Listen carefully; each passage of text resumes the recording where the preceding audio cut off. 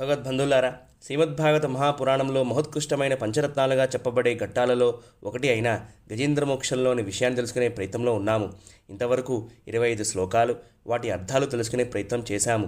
ఈ గజేంద్ర స్తుతిలోని 26వ శ్లోకము యోగరందిత కర్మాణో హృదియోగ విభావితే యోగినోయం ప్రపశ్యంతి యోగేశం తం నతోస్మ్యహం. యోగులు యోగ సాధన ద్వారా వారి కర్మలని, కర్మవాసలని, కర్మ ఫలితాలని భస్మం చేసుకుంటారు. యోగము చేత పునీతులైన వారి హృదయములలో యోగేశ్వరుడైన ఆ పరమాత్మ సాక్షాత్కరిస్తాడు అని శ్లోకానికి ఉన్న అర్థం.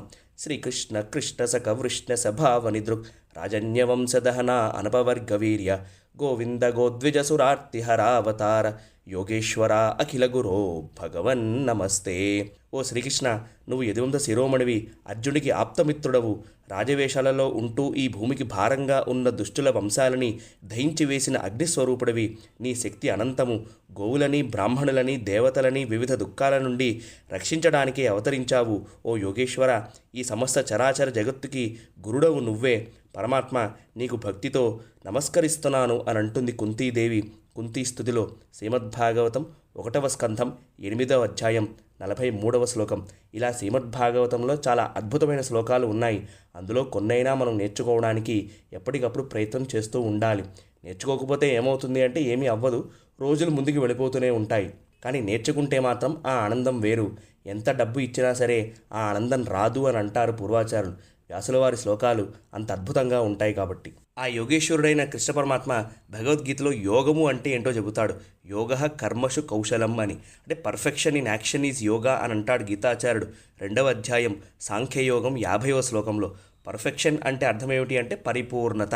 అంటే యోగానికి పరిపూర్ణత ఎప్పుడు వస్తుంది అంటే కృష్ణ పరమాత్మ మనకి 3 రకాల యోగాలు చెబుతాడు భగవద్గీతలో. 1 భక్తి యోగము, 2 జ్ఞానయోగము, 3 కర్మయోగం.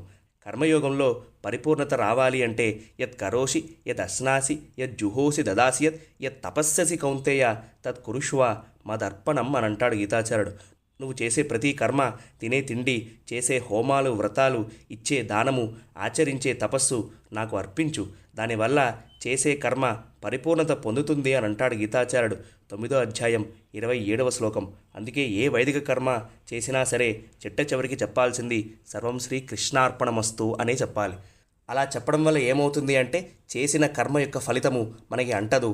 ఆ ఫలితం అంటనంతసేపు కూడా ఇంకొక జన్మ తీసుకోవాల్సిన అవసరం ఉండదు. కాబట్టి జ్ఞానయోగంలో పరిపూర్ణత ఎప్పుడు వస్తుంది అంటే బహూనాం జన్మనామంతే జ్ఞానవాన్ మాం ప్రపద్యతే వాసుదేవ సర్వమితి సమహాత్మాసు దుర్లభ. అనేక జన్మల తర్వాత జ్ఞాని అయినవాడు సర్వం వాసుదేవమయం అని భావించి నాకు శరణాగతి చేస్తాడు. అటువంటి వాడు దొరకడం చాలా అరుదు అర్జున అంటాడు గీతాచార్యుడు 7వ అధ్యాయం 19వ శ్లోకంలో. భక్తి యోగం ఎప్పుడు పరిపూర్ణత పొందుతుంది అనంటే పత్రం పుష్పం ఫలం తోయం యో మే భక్త్యా ప్రయచ్చతి తదహం భక్తిబహుతం అస్నామి ప్రయతాత్మనః. నిర్మల బుద్ధితో, నిష్కామభావంతో పత్రము కానీ, పుష్పము కానీ, ఫలము కానీ, జలము కానీ సమర్పించు, నేను స్వయంగా ప్రీతితో ఆరగిస్తాను అని అంటాడు గీతాచార్యుడు 9వ అధ్యాయం 26వ శ్లోకములో.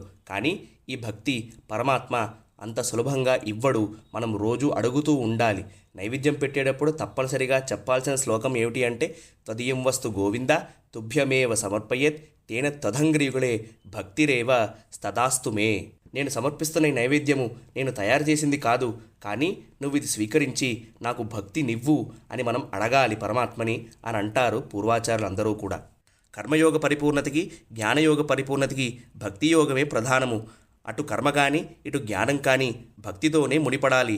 అది పడకపోతే అహంకారం వైపు వెళ్ళిపోతాం. కాబట్టి ఈ గజేంద్ర స్తుతిలోని 27వ శ్లోకము నమో నమస్తుభ్య మసహ్యవేగ శక్తిత్రయాయాఖిల ధీగుణాయ ప్రపన్న పాలాయ దురంత శక్తయే కదింద్రియాణామన వాప్యవర్త్మనే.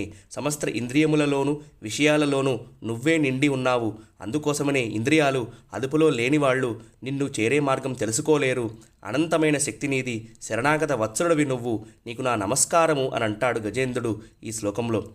ఈ గజేంద్ర స్తుతిలోని ఆఖరి 28వ శ్లోకము నాయం వేద సమాత్మానం యచ్చక్త్యాహం దియాహతం తం దురత్యయ మహాత్మ్యం భగవంత మితోస్మ్యహం. ఎవడి మాయ వల్ల అహంకారంతో ఆత్మస్వరూపం కనిపించకుండా జీవుడు తనని తాను తెలుసుకోలేకపోతున్నాడో అటువంటి సర్వశక్తిమంతుడు మాధుర్య నిధి అయిన ఆ పరమాత్మని శరణు వేడుతున్నాను అని శ్లోకానికి ఉన్న అర్థం. పోతనగారైతే ప్రాణంబుల్ ఠాబుల్ తప్పే మూర్ఛ వచ్చే నీవే తప్ప ఇతప్పరంబెరుంగన్ మన్నింపందగురావే ఈశ్వర కావవే వరద సంరక్షింపు భద్రాత్మక అని అంటారు. ఇలా గజేంద్రుడు సృష్టించిన తర్వాత ఏం జరిగింది అన్న విషయాన్ని మనం రేపటి రోజున తెలుసుకోవడానికి ప్రయత్నం చేద్దాం. అంతవరకు హరే కృష్ణ, జయ శ్రీమన్నారాయణ.